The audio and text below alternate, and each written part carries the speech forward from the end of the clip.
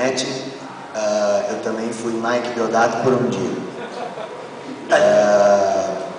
Ou seja, eu entrei naquela época, vocês não reportam meu bolso, eu estou ficando ruim.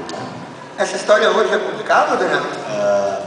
Sem dúvida. A gente quando a gente entrevistou o Deodato no ArgCast, a gente comentou o ArgCast, o podcast do Dynamo Studio, a gente comentou justamente isso, que os anos 90, no final, a metade dos anos 90, que foi quando eu entrei para o mercado americano, aquela estética da Image Comics estava muito forte, e eu fui um dos desenhistas que acabou trabalhando como desenhista Ghost, desenhista fantasma, no caso do Mike Deodato, que o Mike Deodato estava tendo um volume de trabalho muito grande, e os agenciadores dele na época resolveram criar um sistema de estúdio, que outros desenhistas trabalhavam seguindo aquela estética de traço, e em alguns casos aparecia o nome do desenhista, outros casos aparecia como Mike Deodato Studio.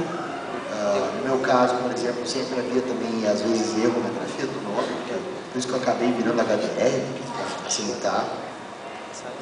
Mas, de qualquer maneira, foi um período difícil, porque era um período que, provavelmente, você começou em 97, foi, né? A internet estava engatinhando, estava começando a internet.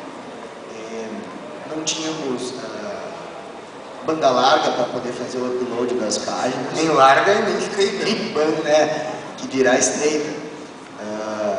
Aí a gente acabava tendo problemas para produzir as páginas, a gente precisava de menos tempo, né? Porque tinha que mandar via Federal Express.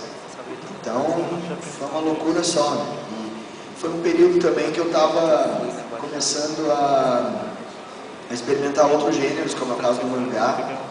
E o trabalho com o quadrinho norte-americano foi um peso na camiseta, assim, eu senti que eu precisava dar um tempo, porque eu ficava demorando muito nas páginas, e foi quando eu enveredei para o mercado nacional, trabalhando bastante com mangá.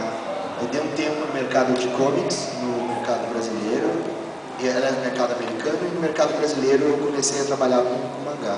Aí eu voltei a trabalhar com comics novamente em 2000, mas ironicamente foi desenho do Digimon, quer dizer, mangá, né? O retorno ao traço do comics ele foi gradual, ele não foi de uma hora para outra. Assim. Então houve um período em que não fizesse o comics exatamente, fizesse o comics, mas o traço oriental. Até porque a estilização que eu fazia no traço ela me permitia ser mais rápido. E aí eu comecei a pegar um volume maior de trabalho nessa linha. Quando eu retomei o mercado americano, o primeiro trabalho que me foi ofertado era a quadrinização do Digimon para Dark Horse. E porque eu já estava trabalhando com material de mangá, então meu portfólio estava constituído desse material. Daniel, meu primeiro trabalho para DC, que é o tema do nosso painel. Pois é, a DC, desculpem Marvecos, mas a DC foi um sonho meu de infância. Aqui eu não posso revelar qual é a minha preferência. Porque, apesar de eu gostar de muitos personagens da Marvel, eu cresci lendo quadrinhos da DC. Meu pai, que era fã de quadrinhos, ele colecionava os gibis da DC. Então, quando eu me tornei um profissional de quadrinhos, eu comecei com Image e Marvel Comics, mas eu nunca tinha trabalhado com a DC. Mas eu comecei em 2010 com o quadrinho do DC Universe Online, da MMORPG, da DC Comics. Em seguida, engatilhei um monte de outros trabalhos, Tropas de Lanterna Preta, Legião dos Super-Heróis, Mulher Maravilha, Superboy, alguns desses como filhinho, alguns desses pegando o ano inteiro de história. Aí eu cheguei a trabalhar com a Marvel de novo. Agora o Daniel está entrando já numa próxima pergunta que a gente vai fazer para os convidados aqui, que é sobre